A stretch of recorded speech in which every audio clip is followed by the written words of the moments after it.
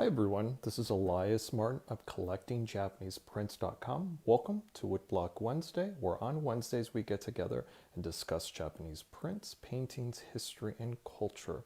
I'm coming to you live via Facebook Live. This evening I am sorely late. I usually do these videos at 3 p.m. Central Standard Time, but I've had so many appointments due to, well, I have a brand new exhibition up on my website. So I invite all of you to have a look if you haven't been there yet. And there's wonderful things there, and I've had a really great response. I've had several clients come in and pick up a few things. So I've been busy, and I'm sorry that I couldn't do the live today at 3 p.m., but I'm doing it late this evening. So it's almost 10 o'clock Central Standard Time here. And so it's not normally the time I usually go live, but welcome if you found this video. And of course, this video will be archived onto YouTube. So I want to welcome all of the YouTubers who are watching this after I've posted it. So welcome all of you. So today I want to discuss a print that is in my exhibition, my brand new exhibition. The exhibition's called Masterworks from All Genres. It's nothing fancy in terms of a title, but the prints themselves are another story. There's some really fantastic works, as the title suggests, from every genre. So if you're a fan of ukiyo-e, some amazing ukiyo-e. If you're a fan of shinhanga or sosakuhanga or contemporary Western artists' work in Japan, I got you covered. And so today I want to talk about a very rare and important landscape by an artist who actually is not known for his landscapes. He's more famous for his bijinga, or images of beautiful women. But this particular impression or design is exceptional, and I think it merits our attention. So without further ado, let's go to the table and have a look. So I'm going to pan out so you could see what I have today. There are quite a few things, and we'll get to each and every thing. But the print that I'll be discussing today is this really fantastic landscape. It's a snow landscape. And it's funny because it was nearly 70 degrees in Chicago, and it feels a little weird to describe or discuss a winter scene, but we will do that today. And so, as I said, this print was produced by the very famous Shinhanga artist, Hashiguchi Goyo. And Goyo has a very interesting story. He was one of the first artists that worked with Watanabe, the founder of the Shinhanga movement, and he produced one bijinga print for him. It was a extraordinarily rare pre-earthquake design of a beauty, of a woman in sort of in a spa, toweling off. I mean, your typical sort of design that you would find during the Shinhanga movement, but of course his design was one of the first, and so he sort of set the standard for that particular type of design. But he had a falling out with Watanabe. He didn't really like the design. He thought the print turned out too flat. He liked his design, but he just didn't like the interpretation that the publisher and his woodblock carvers and printers produced. So, he basically pulled out of the partnership, destroyed the half of that edition that was owed to him, and Watanabe sold some of the stock, but most of the prints that were in his inventory were destroyed during the earthquake. And so that was that in terms of their partnership, or so it would seem. But this particular print reveals a little bit more, and it's a little bit more of the story between Watanabe and Goyo. And we usually just hear that first story where they had a falling out, and that was that.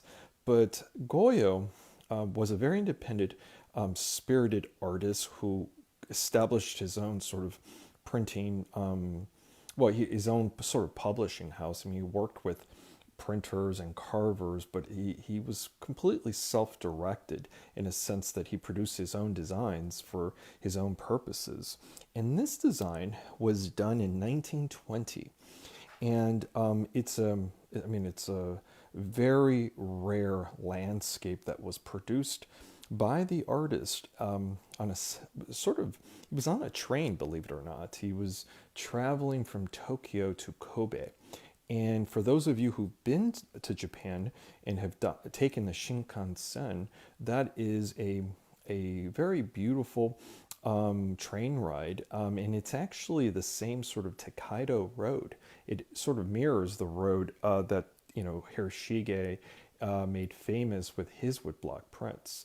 And so, the artist Goyo was on the train and sort of drew this scene as a sketch from looking out the window, believe it or not. Back in the 1920s, the trains didn't move so fast, so he probably had a good opportunity to look out his window and come up with a really wonderful design. Now, when we're traveling on the Shinkansen, everything is moving in hyperspace, it seems. So it's interesting to consider, the track that Goyo took to produce this design. And so it was a sketch he did during his sort of around lunchtime, but the design actually suggests, or at the very least, he changed it, and it looks like early evening in a beautiful snowfall. And this particular print is interesting because obviously the design is gorgeous, but the print is one of those works that bears a Watanabe seal. And so for those of you who know the seal, that you'll probably be wondering, well, Watanabe didn't produce any more Goyos. And that's correct. However, Watanabe actually helped sell this design. It was issued to a particular club, and it went through Watanabe in terms of the selling of it, or he promoted the work. And so as a publisher house, the Watanabe publisher company, or the color print company, would stamp the prints as they sold. So I've been told early on. And then later, the way that they stamped the seals changed. Sometimes they were stamped when they were printed. Sometimes they were stamped when they were sold. But at the end of the day, in this early work, they all sort of bear Watanabe's round stamp. And so it was not published by Watanabe, but it was marketed by him. And it was very successful. And it sold out. And it's one of those designs that really have become sort of iconic for Shinhanga.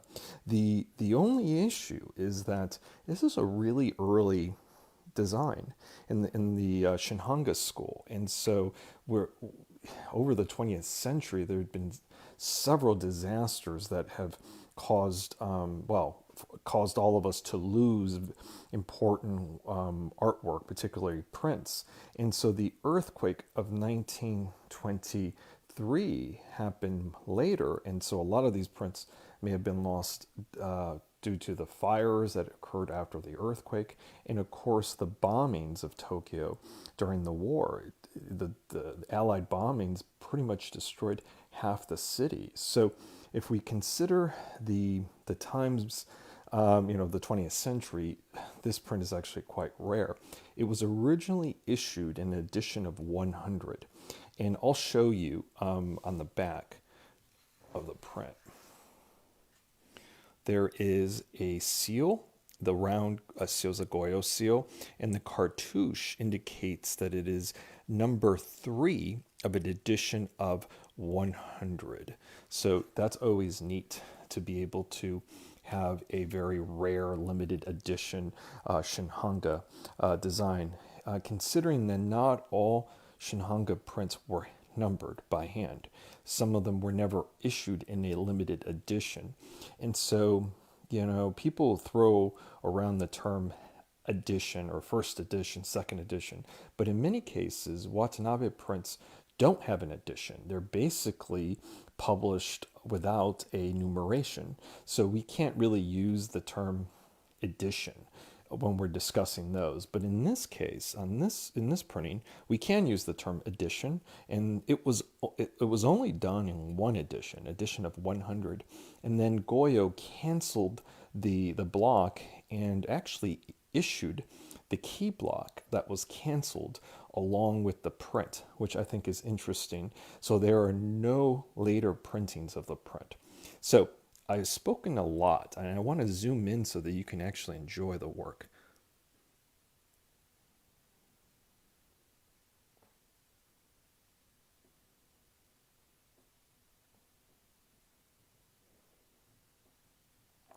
I want to point out how subtle the background in the sky is. I don't know how well this is registering via my phone, and of course the lighting here is not great since it's 10 o'clock in the evening, but you could see these beautiful little round specks of snow that are intermingled with the background, the gray background, and then it's printed with a really soft, almost there's a kind of like a haziness in it, and it's a really wonderful atmospheric element into the design. I mean, I think woodblock printed works best showcase, the atmospheric qualities of landscapes. I mean, it's one of the best mediums to do that. Hi Liz. So I have a question on whether there's any mica used in the print. Not in this design. There's no mica. So it's basically just what you see. It's the color of the paper, and of course the printing of the gray in the background, and this wonderful sort of silhouette of the mountain here. It's fantastic. The bokashi in the river that sort of zigzags across the composition. It's all beautiful, very well done. The composition is very striking, and it's amazing to think that Goyo produced this work by looking out a window during his train ride from Tokyo to Kobe. So, I mean, many of us have taken train rides or even flights across the world, and how long those journeys have been. Well, Goyo used his time well and produced such a fantastic design. I think this is one of the masterpieces of Shinhanga, and it happened so early on in the sort of movement. 1920 is really at the beginning, considering that it goes on until, I would say, maybe until the 60s. So, what we're looking at here is sort of the dawn of the movement, and an artist who was so versatile that was famous for producing these beautiful portraits of women, but was able to also produce a fantastic landscape. I should also point out that Goyo got his start by reproducing famous Hashiguchi and Hokusai and other designs by ukiyo-e artists. So he was also an admirer of Utamaro and reproduced Utamaro prints. Utamaro, for those of you who don't know, is a very important Edo period artist who did portraits of beautiful women. And so he was schooled in some ways in the art of ukiyo-e, and he was very familiar with Hashiguchi and Hokusai. And this print does have an Hashiguchi kind of quality to it. Hashiguchi is known as one of the masters of snow and atmospheric elements in his prints. And obviously this design is inspired heavily by Hashiguchi, but Goyo makes it completely, utterly his own. The trees, the composition, this is Goyo, but the kind of the flavor of it in terms of how the treatment of the snow is falling across the composition, that's Hashiguchi-like, but the composition is much more modern and much more Goyo. So those are some things I want to point out about the print, and I'll come back to this. But the other thing I want to point out to connoisseurs who like this design is it was issued with this woodblock printed sort of writing. So this is the artist's writing that was sort of reproduced into woodblock.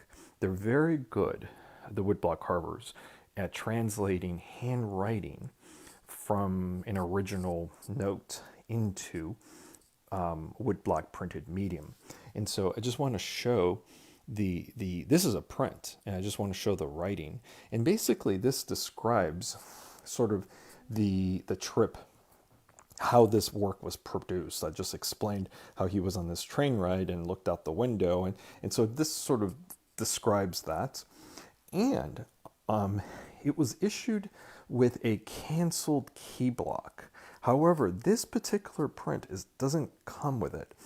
This was acquired by a prominent collector, and he's had it for over 40 years. And for whatever reason, this print comes with the of course, this write-up by the artist, and this is not the key block, but this is one of the blocks that was used to produce the design. You could see it's kind of the block that creates the shading of the mountain. You see this kind of gray that's on this print. Well, here it's kind of black, because imagine there's another block that's printed over it with kind of a white, and that white overprinting over the black kind of makes kind of a gray tone, which is interesting. But what makes this really fascinating is that it comes with this inscription in Japanese, and if you look at this carefully and you study it, it looks exactly like the hand that produced these notes. And this is actually a live sort of writing. It is not printed, and so there's a very good chance that this writing is by Goyo himself, which is pretty cool. And I've never seen this at all. This is sort of unique when it comes to this particular suite of prints. It usually comes with the canceled key block. And so this is an anomaly, and it may be unique, particularly with the writing, of course. So I just wanted to point that out, and it's so cool. This group of prints has sold, so it's not available anymore, but it is on my website. So if you want to study it, and there's a write-up about it, I encourage you to go there. But I wanted to share this with all of you before it's shipped to the collector, because there's no documentation anywhere that I can find of this particular block from the printing process, especially with this writing. So this is something extraordinarily special. So I want to zoom in so you could look.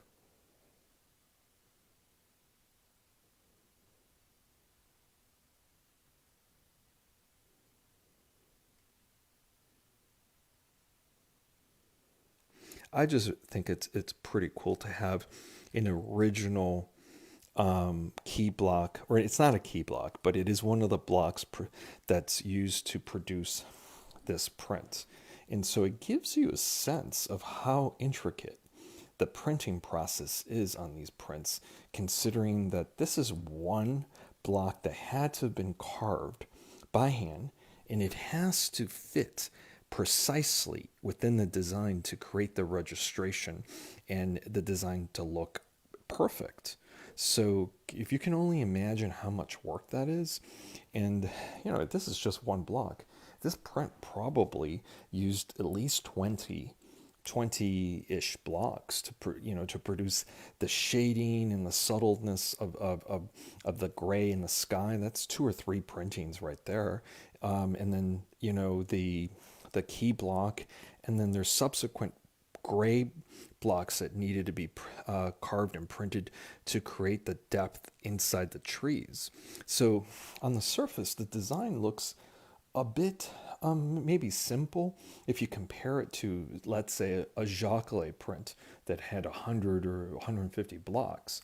Okay, I'll give you that, but it's not as simple as you think. So I'm going to zoom in and you can enjoy the print one last time.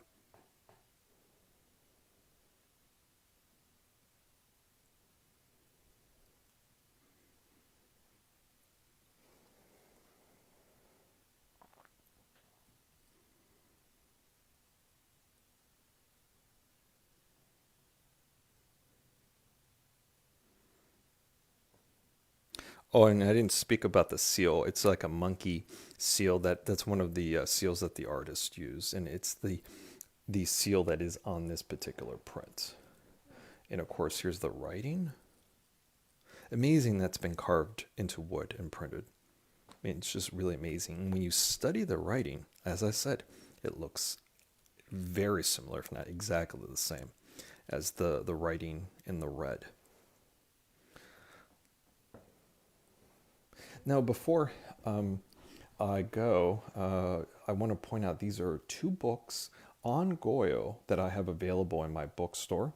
So if you're interested in learning more about Goyo or looking for reference books on Goyo, these are two of, I think, four that are available. Certainly contact me via email. Go to my website. You could go to directly to the bookstore, collectingjapaneseprints.com. Bookstore, just click on the bookstore icon, and they're all there. And you could just order it while you visit. So there's that. So before I go, I want to talk about something kind of special. I usually do lectures or seminars during Asia Week. And for those of you who are not aware, Asia Week is starting. I think it starts this weekend. Yeah, and so that's why my lecture is this Saturday. And so Asia Week is a week in New York City that highlights all Asian art. And of course, auction houses and galleries all produce, exhibitions and lectures on a variety of topics. And of course, I'm interested in participating, though I am not in New York City. I am in Chicago, and I'm not traveling to New York this year. So because of that, I'm going to do a lecture, and it'll be here on Facebook Live at 3 p.m. And let me just sort of looking at my notes. The lecture is called Facing Modernity, Sosakuhanga Portraits of Women. And again, it is this Saturday, the 19th of March at 3 p.m. Central Standard Time. And for those of you who've watched my seminars, they're a bit more formal. I show artwork as I do on a Woodblock Wednesday video, but there's a bit of a larger arc to the conversation. And so it's a bit more formal, but nonetheless, I will be showing a lot of prints that are not normally seen out in the wild. They're very rare works. Some of them aren't, I think a few of them are just unique impressions. So if you're interested in learning more about Sosakuhanga or looking at really compelling portraits of women, I encourage you to join us. The conversation really will focus on how artists of the Sosakuhanga genre sort of use this established genre of bijinga, or beautiful images of beautiful women, to advance artistic ideas. And so, in not just artistic ideas, but they also sort of illustrated the undercurrents of what was happening in society. So I think it's going to be a fascinating conversation about art, about prints, and how different the Sosakuhanga artists sort of position themselves with their own prints versus, Shinhanga or contemporary artists. So it'll be an interesting conversation, I promise that. And, so it'll be this Saturday. It will be recorded, so if you can't join us for the conversation, I will upload the entire seminar onto YouTube, and I encourage all of you to check it out when you're on YouTube. So again, thank you for joining me on this installment of Woodblock Wednesday. Hope you enjoyed our conversation about Hashiguchi Goyo. And if you haven't had a chance to check out my exhibition, it's at collectingjapaneseprints.com. Until next time, and hopefully I'll see you on Saturday. Until then, bye-bye.